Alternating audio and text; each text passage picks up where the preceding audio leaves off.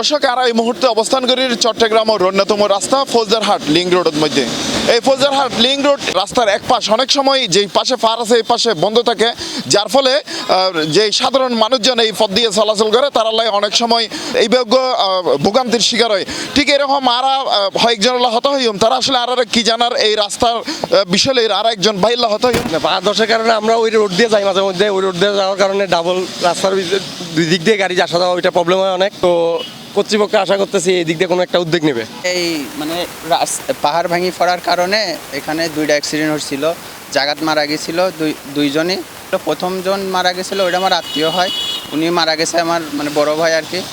আর এরপরে একটা অ্যাক্সিডেন্ট হয়েছিল, উনি আমার আত্মীয় নয়, এমনি অন্য।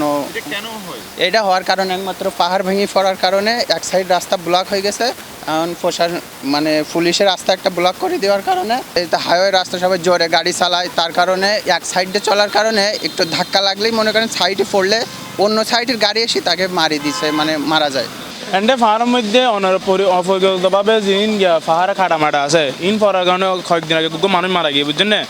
এখন ইবে মারা গিয়ে ইবে কিন্তু আর বিভিন্ন ইয়াং জেনারেশনে ফসা আছে। ইতরা যদি বাইক তাই আনিব, গাড়ি তাই আনিব, এন্ডে যদি অ্যাক্সিডেন্ট হয় ইতরা মা বাপ বেচারা কষ্ট পেব না। তো বেগ নতুন দরকার আর রাস্তাঘাট ঠিক করুক। এটা যে রাস্তা ভেবে করছি, রাস্তা অপরিকল্পিতভাবে করছি যে এখন ঘুরিবার জায়গা ঠিক আছে, কিন্তু মানুষ আই তোমার বাইক লয়ে আই, তারপর কার লয়ে আই, বহুত সময় অ্যাক্সিডেন্ট হয়ে যায়। এই কিছুদিন আগে গোপা মারা গেল, তো ইন বহুত মর্মান্তিক ঘটনা।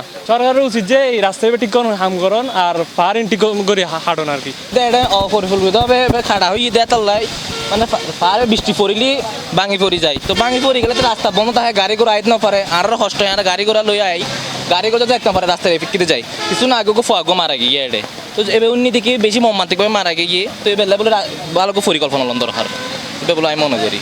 দর্শক আর এতক্ষণ বিভিন্ন মানুষজন হত হইলাম, তারা জানাই আসলে অপরিকল্পিতভাবে পার হাঁটানোর ফলে এই রাস্তাপথ প্রায় সময় বন্ধ থাকে এবং দুর্ঘটনা ঘটে।